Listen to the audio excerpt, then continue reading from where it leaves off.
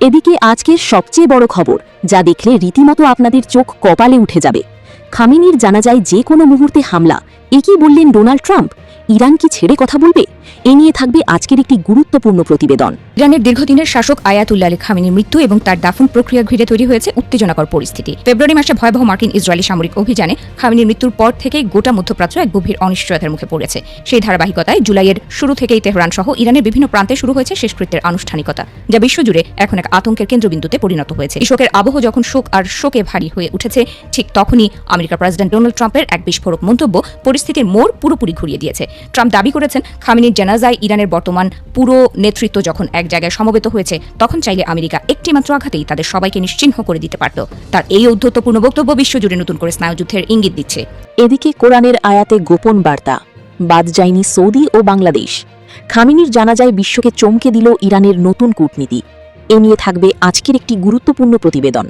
শোকের মঞ্চে ছিল না কোনো রাজনৈতিক ভাষণ, ছিল না হুমকির গর্জন, তবুও পুরো বিশ্ব শুনল ইরানের সবচেয়ে শক্তিশালী বার্তা। লাখো মানুষের কান্নার মধ্যেই পবিত্র কোরআনের একের পর এক আয়াত ধ্বনিত হলো তেহরানের আকাশে। কিন্তু সেই তেলাওয়াত ছিল শুধু বিদায়ের দোয়া নয়, প্রতিটি আয়াত যেন পৌঁছে গেল এক একটি মুসলিম দেশের উদ্দেশ্যে, বহন করলো এক একটি কূটনৈতিক ইঙ্গিত। সৌদি আরব থেকে বাংলাদেশ, তুরস্ক, পাকিস্তান, কাতার, ফিলিস্তিন, এমনকি ভারতের জন্যও ছিল ভিন্ন ভিন্ন বার্তা। ধর্মীয় আবেগকে কূটনীতির ভাষায় রূপ দিয়ে জানাজার মঞ্চ থেকেই বিশ্বকে নতুন এক ভূ রাজনৈতিক সংকেত দিল মুসলিম বিশ্বের বাতিঘর ইরান। এদিকে খামেনির জানাজায় অংশ নেয়া মিত্র দেশগুলোকে যে সুখবর দিল ইরান, এ নিয়ে থাকবে আজকের একটি গুরুত্বপূর্ণ প্রতিবেদন। ইরানের প্রয়াত সর্বোচ্চ নেতা আয়াতুল্লাহ আলী খামেনির প্রথম জানাজা ও শেষকৃত্য অনুষ্ঠানে যোগ দিয়েছেন বিশ্বের বিভিন্ন দেশের শীর্ষ প্রতিনিধিগণ। এই আয়োজনকে ঘিরে তেহরানে চলছে চূড়ান্ত কূটনৈতিক আতিথেয়তা। ভূকৌশলগত ভারসাম্য রক্ষা এবং মিত্র দেশগুলোকে পুরস্কৃত করতে জানাজায় অংশ নেওয়া দেশগুলোকে এবার হরমুজ প্রণালীতে বিশেষ ছাড় দেওয়ার ঘোষণা দিয়েছে তেহরান। এদিকে এবার ধ্বংস হবে সৌদির প্রাণভূমরা। ইয়েমেনে ঢুকতেই পারেনি সৌদির যুদ্ধবিমান। এ নিয়ে থাকবে আজকের একটি গুরুত্বপূর্ণ প্রতিবেদন। তারা অস্ত্র উঁচিয়েই রেখেছিল, এখন চলছে কাউন্টডাউন। ইরানের সাবেক প্রয়াত সর্বোচ্চ ধর্মীয় নেতা আয়াতুল্লাহ আলী খামেনিকে ঘিরে দেশ জুড়ে শেষ বিদায়ের আনুষ্ঠানিকতা চলছে। সেখানে অংশ নিয়েছেন প্রতিরোধ অক্ষের প্রতিনিধি দলও। খামেনির মৃত্যুর বদলা নিতে সেখান থেকেই আসছে হুঁশিয়ারি সতর্কবার্তা। ইরান যুদ্ধে বিশ্বাসঘাতকদের দলে সবার আগে ছিল মুসলিম বিশ্বের শক্তিধর দেশ সৌদি আরব। সৌদি যুবরাজের কলকাঠিতে এত দীর্ঘায়িত হলো রক্তক্ষয়ী সংঘাত, প্রাণ হারালো বহু শিশু, সাধারণ মানুষ। সবশেষ নিজেদের কফিনের শেষ পেরেকটিও টুতে দিয়েছে রিয়াদ। সম্প্রতি সৌদি আরবের যুদ্ধ বিমান ইয়েমেনের রাজধানী সানার আন্তর্জাতিক বিমানবন্দরে একটি বেসামরিক বিমান অবতরণে বাধা দেওয়ার চেষ্টা করেছিল। আকাশসীমা লঙ্ঘনের অভিযোগে সৌদির বিমানবন্দর এবং গুরুত্বপূর্ণ স্থাপনায় হামলার হুমকি দিয়েছে ইয়েমেন যোদ্ধারা। সম্প্রতি গোষ্ঠীটি জানিয়েছে, ইয়েমেনের রাজধানী সানার আন্তর্জাতিক বিমানবন্দরে একটি ইরানি বেসামরিক বিমানকে প্রবেশে বাধা দেওয়ার চেষ্টা করেছিল সৌদির যুদ্ধ বিমান। বিবৃতিতে ইয়াহিয়া সারি জানিয়েছেন, অপরাধী সৌদি শত্রুকে সতর্কবার্তা দিয়েছে তারা যেন ইয়েমেনের আকাশসীমা লঙ্ঘন বা দেশের বিরুদ্ধে কোনো আগ্রাসনের পুনরাবৃত্তি না করে। এমন কোনো কর্মকাণ্ড হলে জবাবে স্থল সমুদ্রে থাকা বিমানবন্দর এবং গুরুত্বপূর্ণ স্থাপনাগুলোতে বিধ্বংসী হামলা চালানো হবে।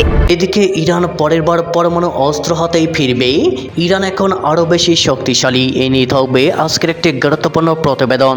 ইরানের আকাশে যে যুদ্ধের দামামা বেজেছিল তা হয়তো সাময়িকভাবে থেমেছে, তবে প্রতিটি মুহূর্ত যেন বিশাল এক আশঙ্কার বার্তা বহন করছে। পরাশক্তিদের অহংকার আর জেদের লড়াইয়ে এক নতুন বাস্তবতার মুখোমুখি দাঁড়িয়েছে পুরো বিশ্ব, যেখানে কূটনীতি আর অস্ত্রের ঝনঝনানি যেন একে অপরের পরিপূরক হয়ে দাঁড়িয়েছে। এই সংঘাতের শুরুটা ছিল আকস্মিক এবং ভয়াবহ, যা আন্তর্জাতিক রাজনীতিতে নতুন 7টি কঠিন বাস্তবতাকে সামনে নিয়ে এসেছে। নিষেধাজ্ঞা থেকে শুরু করে সরাসরি সামরিক হামলা, এই পথ পরিক্রমা প্রমাণ করেছে যে যখনই চাপ প্রয়োগ করা হয় তা শেষ পর্যন্ত কেবল রক্তক্ষয়ী সংঘর্ষের রূপ নেয়। আজকের এই বিরতি দীর্ঘস্থায়ী হওয়ার কোনো নিশ্চয়তা নেই, বরং এটি যেন এক ধ্বংসাত্মক আগুনের আগেকার শান্ত আবহাওয়া মাত্র। এদিকে মাঠেই কান্নায় ভেঙে পড়লেন নেইমার, কাঁদালেন সারা বিশ্বের সমর্থকদের। এ নিয়ে থাকবে আজকের একটি গুরুত্বপূর্ণ প্রতিবেদন। হতে পারতেন ম্যাচের নায়ক, কিন্তু গোটা ম্যাচেই দেওয়া হয় একটি মাত্র হলুদ কার্ড, আর সেটিও পেলেন নেইমার। ম্যাচ শেষের অতিরিক্ত 10 মিনিটের সময় পেনাল্টি থেকে গোল করলেন ঠিকই, কিন্তু দলকে আর টেনে তুলতে পারলেন না।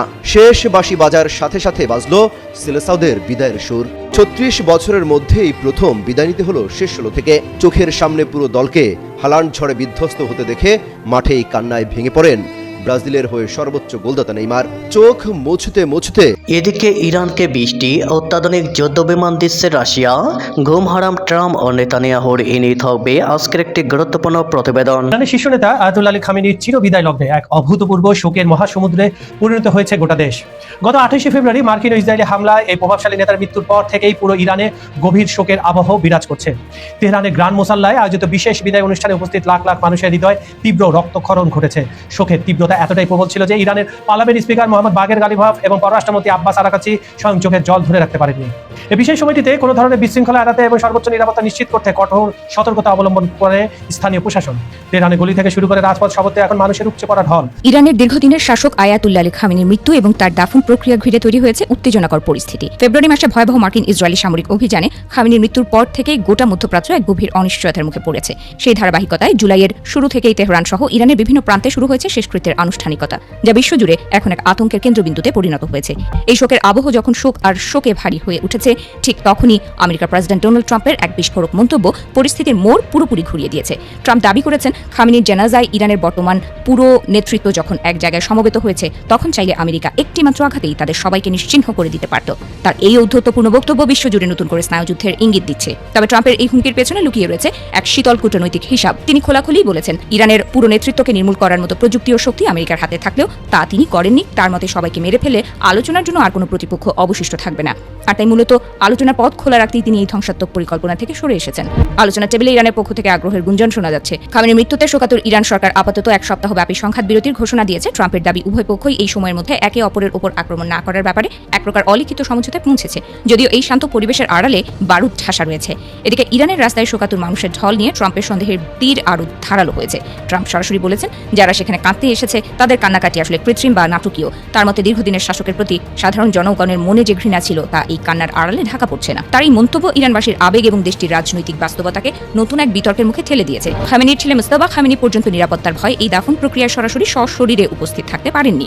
তার প্রতিনিধির পক্ষ থেকে যে নিরাপত্তার আশঙ্কার কথা জানানো হয়েছে, তা থেকে স্পষ্ট যে ইরান এখন চরম অস্থিরতা আর আতঙ্কের মধ্যে দিনানিপাত করছে। তেহরানের গ্র্যান্ড মোসাল্লায় সমবেত হওয়া এই বিশাল জনসভা অস্থির সময়ের সাক্ষী। একদিকে আমেরিকা ও ইসরায়েলের সম্মিলিত সামরিক শক্তির হুমকি, অন্যদিকে দীর্ঘদিনের নেতার বিদায়ের বিষাদ। সব মিলিয়ে ইরান এখন এক অগ্নিগর্ভ পরিস্থিতির মধ্যে দাঁড়িয়ে আছে। এই শোকের মিছিল শেষ হবে মাশহাদে গিয়ে, কিন্তু তার আগেই বিশ্ববাসী অপেক্ষায় আছে পরের নাটকীয় মোড় দেখার জন্য। আগামী 9 জুলাই মাশহাদে খামেনির চূড়ান্ত দাফন সম্পন্ন হওয়ার আগ পর্যন্ত এই উত্তেজনা প্রশমিত হওয়ার কোনো লক্ষণ দেখা যাচ্ছে না। যুদ্ধ আর শান্তির অদ্ভুত এক দোলাচলে দুলছে গোটা অঞ্চল। শোকের মঞ্চে ছিল না কোনো রাজনৈতিক ভাষণ, ছিল না হুমকির গর্জন, তবুও পুরো বিশ্ব শুনল ইরানের সবচেয়ে শক্তিশালী বার্তা। লাখো মানুষের কান্নার মধ্যেই পবিত্র কোরআনের একের পর এক আয়াত ধ্বনিত হলো তেহরানের আকাশে। কিন্তু সেই তেলাওয়াত ছিল শুধু বিদায়ের দোয়া নয়, প্রতিটি আয়াত যেন পৌঁছে গেল এক একটি মুসলিম দেশের উদ্দেশ্যে, বহন করলো এক একটি কূটনৈতিক ইঙ্গিত। সৌদি আরব থেকে বাংলাদেশ, তুরস্ক, পাকিস্তান, কাতার, ফিলিস্তিন, এমনকি ভারতের জন্যও ছিল ভিন্ন ভিন্ন বার্তা। ধর্মীয় আবেগকে কূটনীতির ভাষায় রূপ দিয়ে জানাজার মঞ্চ থেকেই বিশ্বকে নতুন এক ভূ রাজনৈতিক সংকেত দিল মুসলিম বিশ্বের বাতিঘর ইরান। ধর্মীয় আবেগকে কূটনৈতিক বার্তায় রূপ দিয়ে বিশ্বকে নতুন এক কৌশলের সঙ্গে পরিচয় করিয়ে দিল তেহরান। আয়াতুল্লাহ আলী খামেনির জানাজা হয়ে উঠল ইরানের জন্য এক নীরব কিন্তু শক্তিশালী কূটনৈতিক মঞ্চ, যেখানে বক্তৃতার পরিবর্তে ব্যবহার করা হয়েছে পবিত্র কোরআনের আয়াত।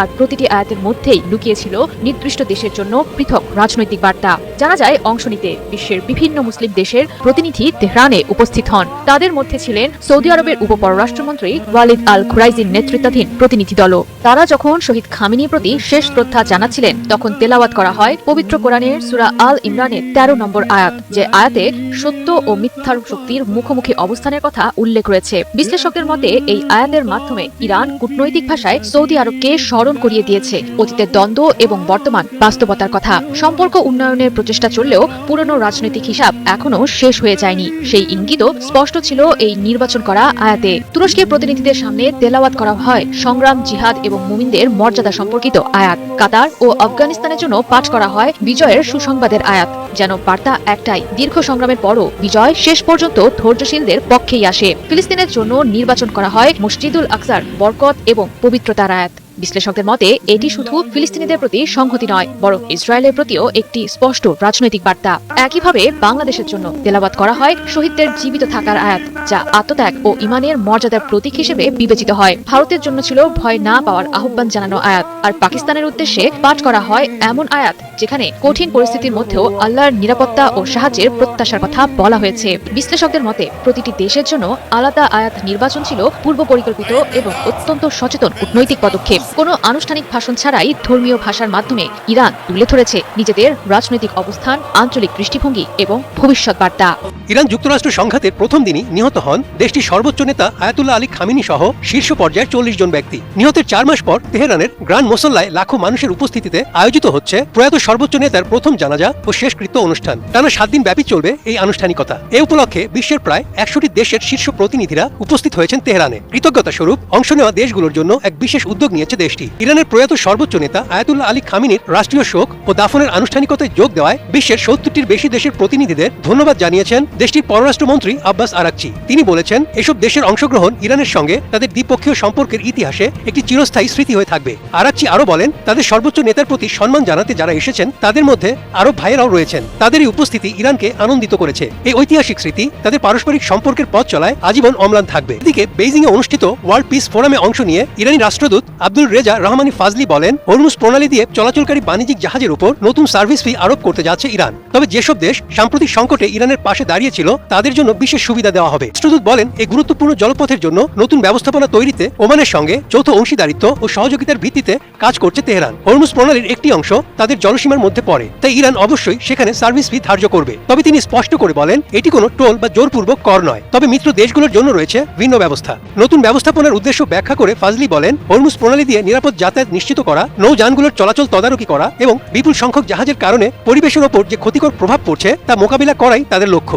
তারা অস্ত্র উঁচিয়েই রেখেছিল, এখন চলছে কাউন্টডাউন। ইরানের সাবেক প্রয়াত সর্বোচ্চ ধর্মীয় নেতা আয়াতুল্লাহ আলী খামিনিকে ঘিরে দেশ জুড়ে শেষ বিদায়ের আনুষ্ঠানিকতা চলছে। সেখানে অংশ নিয়েছেন প্রতিরোধ অক্ষের প্রতিনিধি দলও। খামিনির মৃত্যুর বদলা নিতে সেখান থেকেই আসছে হুঁশিয়ারি সতর্কবার্তা। ইরান যুদ্ধে বিশ্বাসঘাতকদের দলে সবার আগে ছিল মুসলিম বিশ্বের শক্তিধর দেশ সৌদি আরব। সৌদি যুবরাজের কলকাঠিতে এত দীর্ঘায়িত হলো রক্তক্ষয়ী সংঘাত, প্রাণ হারালো বহু শিশু, সাধারণ মানুষ। সবশেষ নিজেদের কফিনের শেষ পেরেকটিও পুঁতে দিয়েছে রিয়াদ। সম্প্রতি সৌদি আরবের যুদ্ধ বিমান ইয়েমেনের রাজধানী সানার আন্তর্জাতিক বিমানবন্দরে একটি বেসামরিক বিমান অবতরণে বাধা দেওয়ার চেষ্টা করেছিল।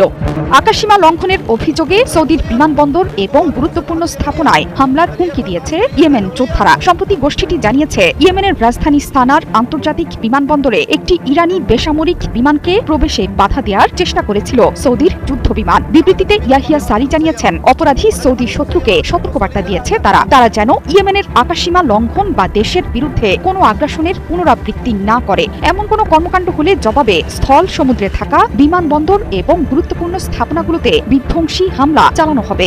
এক প্রতিবেদনে কাতার ভিত্তিক সংবাদ মাধ্যম আল জাজিরা বলেছে, স্থানীয় সময় ভোর 5:20 প্রতিরোধ বাহিনী নিয়ন্ত্রিত আকাশসীমায় সৌদি যুদ্ধ বিমানের অনুপ্রবেশের চেষ্টা প্রতিহত করেছে তারা। সৌদির যুদ্ধ বিমানটি 200-র বেশি আটকে পড়া, আহত ও অসুস্থ নাগরিক বহনকারী একটি ইরানি বেসামরিক বিমানকে সানায় অবতরণে বাধা দিতে চেয়েছিল। তবে তারা সৌদির অনুপ্রবেশ প্রতিহত করেছে। এমনকি সম্ভাব্য যে কোনো পরিণতি সত্ত্বেও সানা এবং তেহরানের মধ্যে বিমান চলাচল অব্যাহত থাকবে। সংশ্লিষ্ট ইরানি বিমানটি সানায় নিরাপদে অবতরণ করেছে। শুধু তাই নয়, পরে খামিনির জানাজায় অংশ নেয়া প্রতিনিধি দলকে নিয়ে ফিরে যায় তেহরানে। সেখানেই প্রক্সি বাহিনীর সর্বোচ্চ নেতা প্রয়াত আয়াতুল্লাহ আলী খামিনির জানাজায় অংশ নেয় প্রতিনিধি দল। ইয়েমেন প্রক্সি বাহিনী যে কোনো বিকল্পের জন্য প্রস্তুত আছে বলেও হুঁশিয়ারি উচ্চারণ করেছে। শুধু তাই নয়, সৌদি মার্কিন অবরোধ ভাঙ্গার লক্ষ্যে যে কোনো নির্দেশনা বাস্তবায়নে ট্রিগারে আছে তাদের আঙ্গুল। 2015 সাল থেকেই আন্তর্জাতিকভাবে স্বীকৃত ইয়েমেন সরকারের বিরুদ্ধে লড়াই করছে প্রতিরোধ যোদ্ধারা। বর্তমানে ইয়েমেনের বড় অংশের নিয়ন্ত্রণ করছে এই প্রক্সি বাহিনী। তেহরানের আকাশে যে যুদ্ধের দামামা বেজেছিল তা হয়তো সাময়িকভাবে থেমেছে, তবে প্রতিটি মুহূর্ত যেন বিশাল এক আশঙ্কার বার্তা বহন করছে।